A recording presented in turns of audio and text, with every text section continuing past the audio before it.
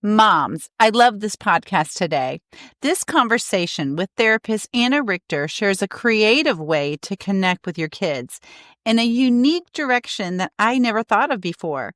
I am so glad you're here. Hello, moms. Welcome to the Front Parking Spot podcast. I am so glad you're here. I'm Jennifer Bosma, wife, mom, grandma, former teacher for 23 years, and now a Christian children's book author and your podcast host. Are you a faith-based mom trying to live out a Christian life for your family? Do you want to learn more ways that you can have power over your child's spiritual growth? Inside this podcast, you will find tried and true ideas to grow in your faith and be the best wife and mom you can be. So listen in as you're cleaning up, doing the drive, or matching that sock, and be encouraged to know that God has his front parking spot set aside for you. Hello, moms, and welcome to the Front Parking Spot podcast. Today, I have Anna Richter. She is a therapist who uses theater and creative arts to help clients reclaim their story. She recently launched her own practice focused on helping teens and adults heal from trauma and relational wounds.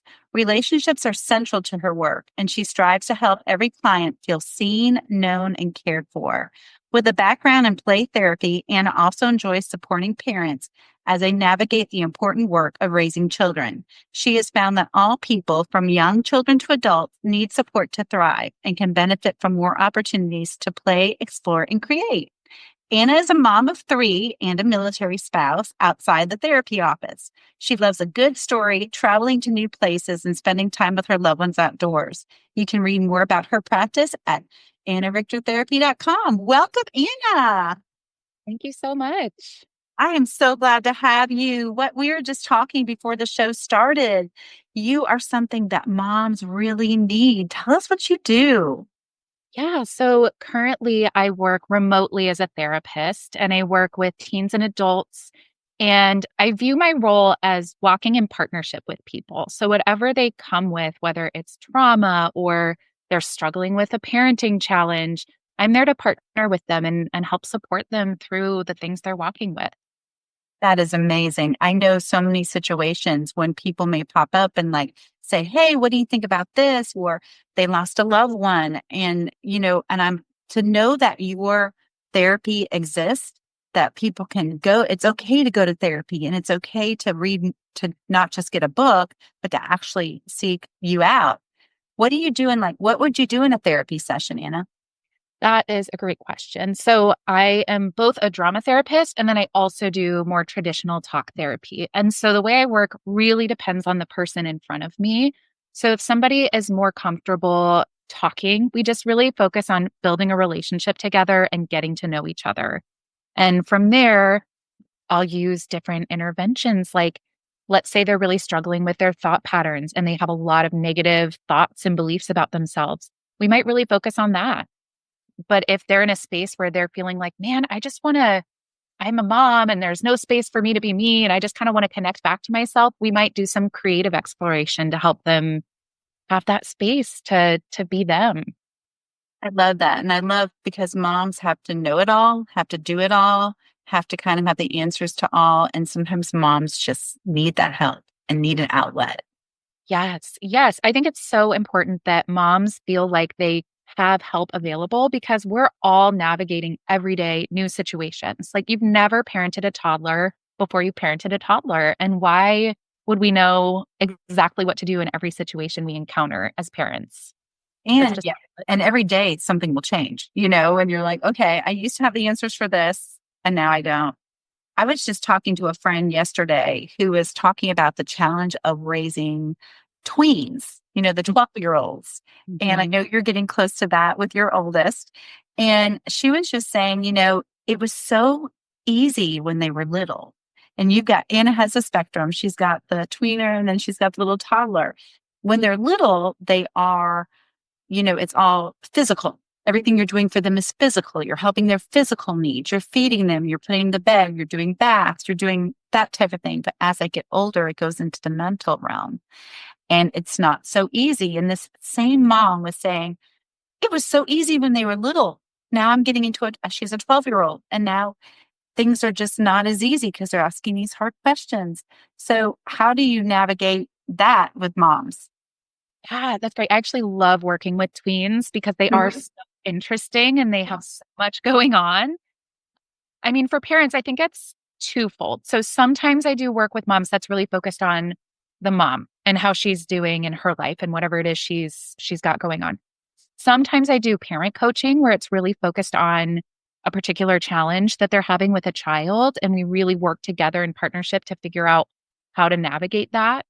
So if a mom's coming to me and she's saying, I am struggling with this new developmental phase, I don't know what to do. My kid is totally different. First, we kind of assess like, how's the family doing? What's going on in the family?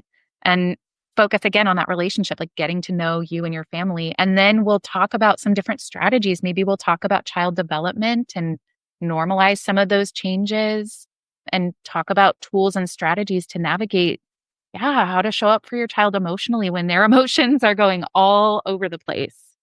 Right. And I know and we had just talked too about there's the 4 C's in parenting. And you probably already know this because you're a therapist, but the first phase when they're little is the caretaker. You're the caretaker of everything they need. Then you're the cop when they get a little bit older, telling them no, what they can do, what they can't do. Then you're the coach when they're getting into the tween and teen years.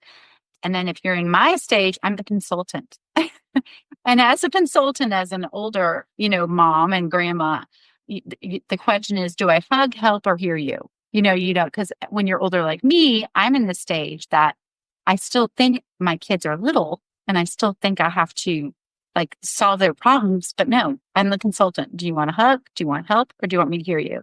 So that was a cool thing I had just heard. Yeah, I love that framing. That's so helpful. The 4 C's. Tell me about, because I remember when you talked about the drama therapy. What would a drama therapy look like? So, drama therapy is so amazing because it's really versatile. When you think of the theater, we can bring music into it, we can bring writing or poetry into it.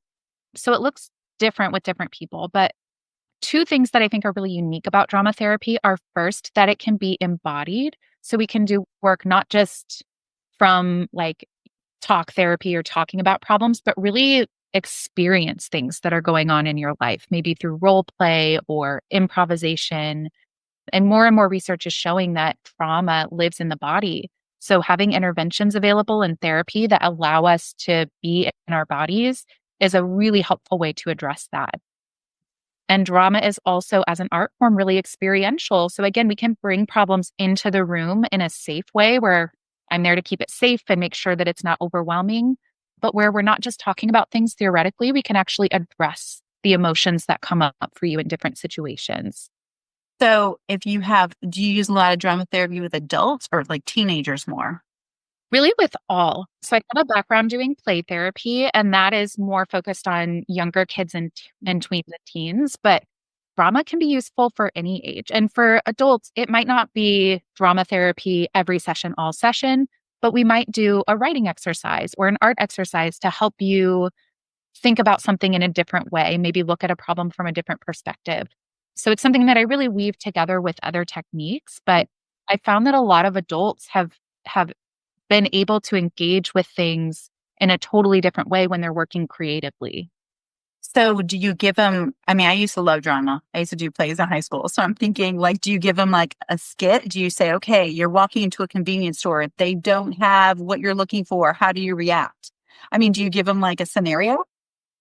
That's such a good question because I think sometimes when people hear that I'm a drama therapist, their first thought is like, oh my gosh, is she going to make me act out my trauma or something? Right. It sounds scary. No, I'm very collaborative with clients. So it's always done with their comfort. If they're not comfortable doing something, I'm not going to make them. Sometimes we do things like improv games to help people loosen up, get a little flexible, but very often it looks like exploring things from their life creatively. So it's not necessary, but we do sometimes use stories, whether it's plays, movies, books, whatever stories they resonate with, to explore points of resonance in their own life. So maybe there's a story they're like, man, this story is just speaking to me lately. And we can explore, well, where do you find yourself in this story? What about it do you feel connected to? Yeah. I remember with students when I would see them and let them color. And you always wondered about the child that just picked the black crayon and just made really heavy drawings, like solid lines and very like kind of abstract, but very, very not happy. Then you have another little child next that's picking up the blues and making the sun and making the green grass. Do you do any like assessments like that? Say, here, draw a scene that you can relate to. Do you do anything like that with your clients? So, yes, through drama, absolutely. I integrate art activities into my work, but since I'm not an art therapist, I'm careful not to do assessment with art activities like that. Right. But absolutely, I think that's such a beautiful illustration of how people express their feelings through art. Sometimes it's easier to pick up that black crayon and make really heavy strokes than it is to say, I'm really angry or scared or sad, and this is really hard. Okay. So for the mom who's listening, who is maybe having a challenge with their 12-year-old son, what would you tell her to do? Or even something you would do because you're a therapist and you're also a mom. I remember when I was a teacher, I would be doing some fun teaching things I would do in my classroom with my kids. Are there any things that a mom can do that to kind of just like drama therapy 101 to kind of just try with her son or daughter? Absolutely. I think a lot of drama therapy and play therapy is about being connected to your loved ones and having play together. So I sometimes will give families activities like an improv game that they can play together in the car. And it's really low stakes. And it's just a way to foster some connection time so that you're not like sitting your 12-year-old boy down and saying, tell me everything you feel right now. And they're not going to tell you anything. Yeah, they're not going to say anything No. because that's how 12-year-old boys communicate how they're feeling. But the more we can foster connection with our kids, the more safe they're going to feel coming to us with hard things. The other thing that I always try to really, really emphasize is like, let's give our kids tools for processing their emotions. Let's give them language to use to describe what they're feeling so that they know a little bit more acutely what's happening inside of them. And then maybe give them a tool like a journal or say, hey, you look like you're pretty heated. Why don't you go take a walk around the block to cool down? So helping them learn both how to identify their emotions and then how to manage those emotions when they get overwhelming. Okay, so what's one thing that a mom can do that you do maybe with your kids when there's an argument, a sibling like, hey, I wanted that first, or, it can be any scenario, but I'm thinking of the mom right now who's dealing with her kids who are fighting or bickering or, any of those. Do you have like a go-to that helps you? Oh man. Probably a lot. On the day. And it's not always something I navigate perfectly because parenting is 24/7, right? But I think something that is really important for me is regulation. So clearly, if my kids are bickering with each other, if everybody is really angry and irritated, they're not regulated. So they're not really in a space to receive new information and learn something and like come to a great. So really, we try to calm down and connect. And then we try to figure out, okay, how do we deal with this fight? Like, how can we work this out? Good. Yeah. Because trying to reason with someone who's really upset, it's not going to go well. Yeah, exactly. So it's that whole idea of connect before you correct. Like, how can we connect and come back to a place where we're a little bit more regulated? And then we can figure out how to correct what's happening. Okay, I'm writing that down. Okay, listeners, it's connect before you correct. Okay, I love that. So your child's freaking out. How would you connect with them when they're upset? It really depends on the kid. So Yeah. like you knowing your child, I think for my kids, touch can be really helpful. Like just putting a hand on the back, Yeah. giving or inviting them to have a hug. But sometimes that's not what they need. Sometimes they need a little minute by themselves to feel their intense feelings, and then they can come back out and seek help when they need it. I love that because what you said, you have 3 kids and they're all so different. So different. Absolutely. Yes, and I think you as a parent, especially if you just have one child, you think all your kids are going to be the same and they're just not. And I mean, but that's how we are as moms. Like if we were all the exact same, life would be boring. Yeah, life would be boring. And like, I really believe that moms have the kids they have for a reason. Like, we are the parent our children need, and Mhm. our children are the children that we need to grow and learn from. Absolutely. God is so good. He has it all picked out. Whether you have, I have all girls and you have two boys and a girl. So, you have both, but I love how when people get too worried about like when they're expecting a baby or they're worried about like, what sex is my child going to be? Just rest assured, God has your best plan in works. Like he has all plans and he knows the perfect baby and babies for your family. I love that. Well, if anything else, Anna, this is so good because I think as moms, I've had a lot of guests on the show that have written books and on, all different topics that a lot of them like with stress and, bipolar. We've had some with depression, but moms don't have a lot of time to read books. So I love the connect before you correct and doing what would be something that the mom could do back to the drama therapy. I'm still kind of stuck on this. If you're just trying to figure out if your child's sad or something, they come home from school and they're sad and they're not talking and something is going on with them. What would be something you would do to try to see if you can connect with them? Oh, I love that. Sometimes I have people draw like a drama mask and I'm like, okay, show me how your day was in this mask. Draw me a picture of what you're feeling right now. And sometimes I love to do two masks where it's like, show me the good part of your day and show me the hard part of your day. If they're not a drawer, I really love getting people into their bodies. So maybe inviting them to do a movement-based game, like, okay, let's hop like a bunny or let's jump like a kangaroo. Just kind of getting them back connected to their bodies can also open them up to share a little bit about what's going on in their hearts. I love that because some kids don't talk and something's up as a mom. Absolutely. Yeah. And that's where using creative tools like drawing or writing might feel safer for some kids. And I think there's power too in observing what you see. Like, hey, I can tell by your face right now that you seem pretty upset. And it's okay if you don't want to talk about it right now, but I just want you to know that I'm available if you want to talk about this. That's so good.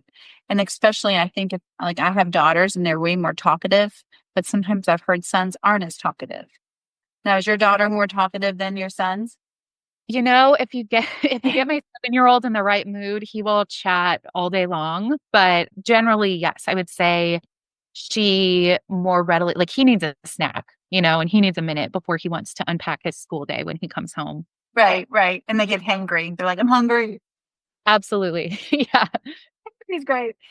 Oh, wow. Anna, tell you, we talked before we got live with the podcast, but you can see patients in Washington and Florida. But how else can parents and moms and dads and families, anyone listening, how can people find you to learn more?